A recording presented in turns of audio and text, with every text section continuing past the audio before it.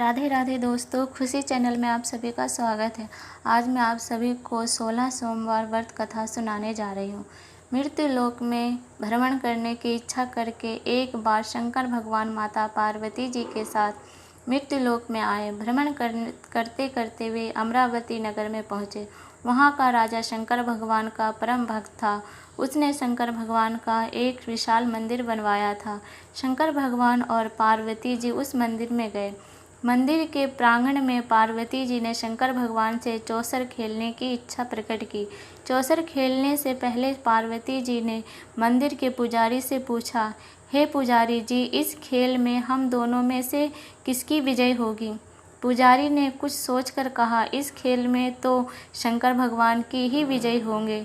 तब दोनों ने चौसर खेलना प्रारंभ किया, लेकिन खेल में शंकर भगवान हार गए और पार्वती जी जीत गई।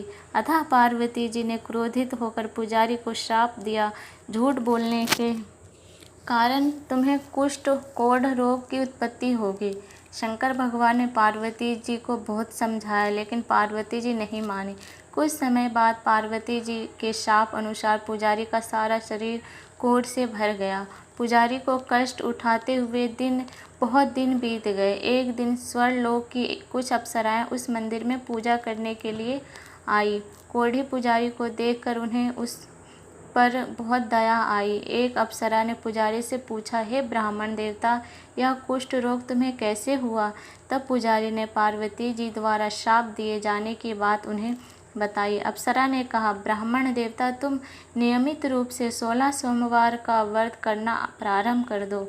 शंकर भगवान की अनुकंपा से शीघ्र ही तुम्हारा कोढ़ नष्ट हो जाएगा, तुम्हारे सभी दुख दूर हो जाएंगे। पुजारी ने अप्सरा से 16 सोमवार व्रत की पूरी विधि पूछी और अगले सोमवार से 16 सोमवार के व्रत प्रारंभ करने की ठान ली। सोमवार को पुजारी स्नान आदि से निर्वत होकर शंकर भगवान की पूजा अर्चना के लिए मंदिर में गया। आधा सेर गेहूं का आटा लेकर उसने 3 भाग किए। फिर घी, गुड़, धूप, पुंगी फल, बेलपत्र, जनेऊ, जोड़ा चंदन, अक्षत और पुष्पों से शंकर भगवान की पूजा की। प्रदोष काल में शंकर भगवान की पूजा के बाद पुजारी ने 1 भाग शंकर भगवान को अर्पण किया, बाकी 2 भाग उपस्थित लोगों को प्रसाद के रूप में बांट दिया। पुजारी ने स्वयं भी प्रसाद ग्रहण किया। नियमित रूप से 16 सोमवार व्रत करने से शंकर भगवान की अनुकंपा से पुजारी का कोढ़ शीघ्र ही नष्ट हो गया। कुछ दिन बाद शंकर भगवान पार्वती जी के एक साथ भ्रमण करते हुए पुनः उसी मंदिर में पहुँचे। पार्वती जी ने पुजारी को स्वस्थ देखा तो हैरान होते हुए पूछा, हे ब्राह्मण देवता, मैंने तो शाप देकर तुम्हें कोढ़ी बनाया था, फिर तुम कोढ़ से मुक्त कैसे हो गए? पार्वती जी के वचन सुनकर ब्राह्मण ने सादर प्रणाम करके कहा, हे माता, मैं विधिवत 16 सोमवार के व्रत करता हूँ। शंकर भगवान की अनुकंपा से ही मेरे सारे कष्ट दूर हुए हैं। तब पार्वती जी को पुजारी ने 16 सोमवार के व्रत की विधि बताई। व्रत की विधि जानकर पार्वती जी ने भी 16 सोमवार के व्रत रखने शुरू कर दिए। पार्वती जी ने व्रत करते हुए मनोकामना की कि उनका पुत्र वापस उनके पास लौट आए। 16 सोमवार पूरे होते ही पार्वती जी ने व्रत का उद्यापन किया तो कार्तिकेय के विचार परिवर्तन हुए और वह पार्वती जी के पास लौट आया।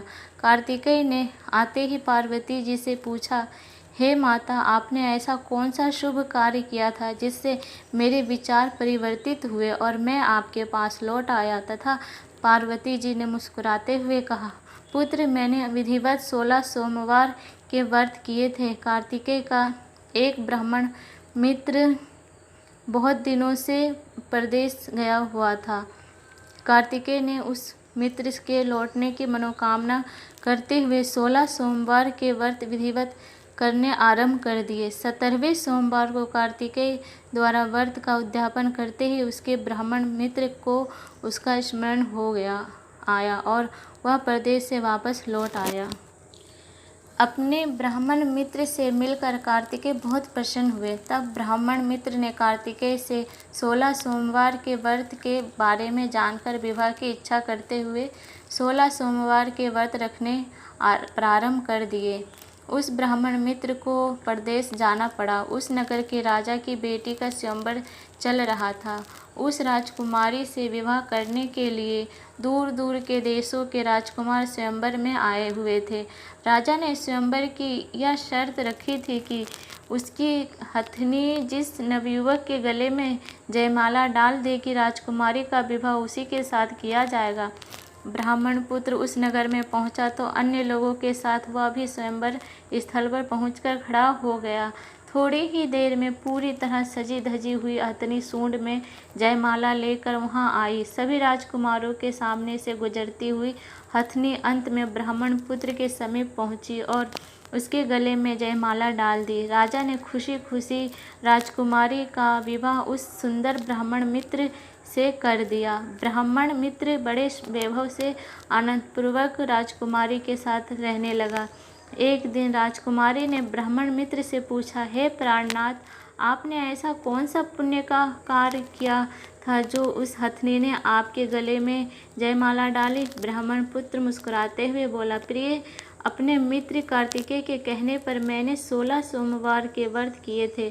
तब राजकुमारी ने पुत्र की कामना करते हुए व्रत करने प्रारंभ कर दिए। शंकर भगवान की अनुकंपा से राजकुमारी गर्भवती हो गई। निर्धारित समय पर उसके एक सुंदर पुत्र को जन्म दिया। जब वह पुत्र 16 वर्ष का हुआ तो उसने अपनी माँ से पूछा, हे माँ, आपने ऐसा कौन सा पुण्य किया था जो मेरा जन्म इस संपन्न परिवार में हुआ? तब उसकी माँ ने 16 सोमवार व्रत की महिमा बताई। अपनी माता के वचन सुनकर मन ही मन वह बहुत प्रसन्न हुआ। अतः उसने राजा बनने की मनोकामना करते हुए 16 सोमवार के व्रत करने प्रारंभ कर दिए। 17वें सोमवार को व्रत का उद्यापन करने के 2 दिन बाद ही शंकर भगवान की अनुकंपा से समीप के एक राज्य के कुछ सैनिक घूमते हुए उसके पास से गुजरे। सैनिकों के मुखिया ने उसे देखा, फिर उससे परिवार के संबंध में कुछ बातचीत की। बातचीत करने के बाद मुखिया उसे अपने साथ ले गया। उसने राजकुमारी से उसका विवाह कर दिया। कुछ महीनों के बाद राजा की मृत्यु हो गई तो उसे राजगद्दी पर बैठा दिया गया। 16 सोमवार के व्रत करने से उसकी मनोकामना पूरी हुई। राजा बनकर भी ब्राह्मण पुत्र 16 सोमवार के व्रत विधिवत करता रहा। एक बार 17वें सोमवार को जब उस ब्राह्मण पुत्र राजा को व्रत का उद्यापन करना था तो उसने अपनी पत्नी से पूजा सामग्री लेकर शंकर भगवान के मंदिर पहुंचने को कहा, लेकिन उसकी पत्नी ने लापरवाही बरतते हुए पूजा की सामग्री सैनिकों के द्वारा मंदिर में भेज दी और स्वयं भी पूजा के लिए मंदिर में नहीं गई। रानी की इस अवहेलना से शंकर भगवान क्रोधित हुए। तभी मंदिर में आकाशवाणी हुई, राजन, तुम्हारी पत्नी बहुत भाग्यहीन है, उसको तुरंत अपने महल से निकाल दो, नहीं तो तुम्हारा सर्वनाश हो जाएगा। आकाशवाणी सुनकर राजा भयभीत हो उठा और उसने तुरंत रानी को महल से बाहर निकाल दिया। चलते चलते रानी एक नगर में पहुंची। रास्ते में उसे एक बुढ़िया मिली। वह बुढ़िया सूत काटकर उसे बेचने ले जा रही थी। सूत का गट्ठर भारी होने के कारण उससे उठ नहीं रहा था। बुढ़िया ने रानी से कहा कि वह यह गट्ठर उठाकर ले चले। रानी ने गट्ठर सिर पर रख लिया, लेकिन अभी वह कुछ कदम ही चली थी कि बड़ी तेज आंधी चलने लगी। उस आंधी में बुढ़िया का सारा सूत उड़ गया। बेचारी बुढ़िया अपने व रानी के भाग्य को कोसती हुई वापस अपने घर लौट आई। रानी चलते चलते एक तेली की दुकान पर पहुंची तो शंकर भगवान के प्रकोप से तेली के सारे तेल के मटके फूट गए। तेली ने उसे मनहूस समझकर बुरा भला कहते हुए दुकान से भगा दिया। अपने भाग्य को कोसती भूखी रानी आगे चल पड़ी। रास्ते में उसे बहुत तेज प्यास लगी। वह एक सरोवर में पानी पीने के लिए सीढ़ियाँ उतरी। जैसे ही उसने पानी को स्पर्श किया, तुरंत उसमें कीड़े मकोड़े तैरने लगे। प्यास से उसका बुरा हाल होने लगा। तेज धूप से बचने के लिए रानी एक घने पेड़ के नीचे बैठी तो पलक झपकते ही उस पेड़ के सारे पत्ते टूटकर बिखरते चले गए। तब रानी दूसरे पेड़ के नीचे जा बैठी। उस पेड़ के भी सारे पत्ते टूटकर बिखर गए। समीप ही कुछ चरवाहे अपनी गाय चरा रहे थे। उन्होंने बिना पतझड़ के पेड़ों के पत्ते झड़ते हुए देखे तो रानी को मनहूस मानकर उसे पकड़कर समीप के मंदिर में पुजारी के पास ले गए। उन्होंने मनहूस रानी की बातें पुजारी से कही। पुजारी ने रानी को मंदिर में रख लिया, लेकिन रानी जब भी भोजन बनाती वह तुरंत सड़ जाता। जल भरकर लाती तो उसमें कीड़े तैरने लगते। तब पुजारी ने रानी से पूछा, हे पुत्री, तुमसे ऐसी कौन सी भूल हुई है जो शंकर भगवान तुम्हें इतने कष्ट दे रहे हैं? रानी ने पति के आदेश पर पूजा सामग्री स्वयं न ले जाकर सैनिकों के हाथ मंदिर में भिजवाने की सारी कथा पुजारी को कह सुनाई। इस पर पुजारी ने कुछ सोचकर कहा, हे पुत्री, तुम 16 सोमवार के व्रत किया करो, शंकर भगवान तुम्हारे सारे कष्ट दूर करेंगे। रानी ने विधिवत 16 सोमवार के व्रत करने प्रारंभ कर दिए। 17वें सोमवार को रानी ने व्रत का उद्यापन किया। व्रत करने से शंकर जी प्रसन्न हुए और उनकी कृपा से राजा बने ब्राह्मण पुत्र राजा के मस्तिष्क में रानी को वापस लौटा लाने के विचार उत्पन्न होने लगे। जल्दी ही राजा रानी को ढूंढता हुआ उस मंदिर में जा पहुंचा और आनंद पूर्वक रानी को उस महल में वापस ले आया।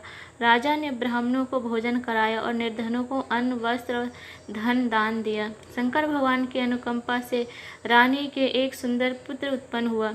शंकर भगवान की अनुकंपा से ब्राह्मण पुत्र राजा और रानी जीवन पर्यंत आनंद पूर्वक रहे। अंत में मोक्ष को प्राप्त करके दोनों शंकर भगवान के निवास स्थल को कैलाश पर्वत पर पहुँचे।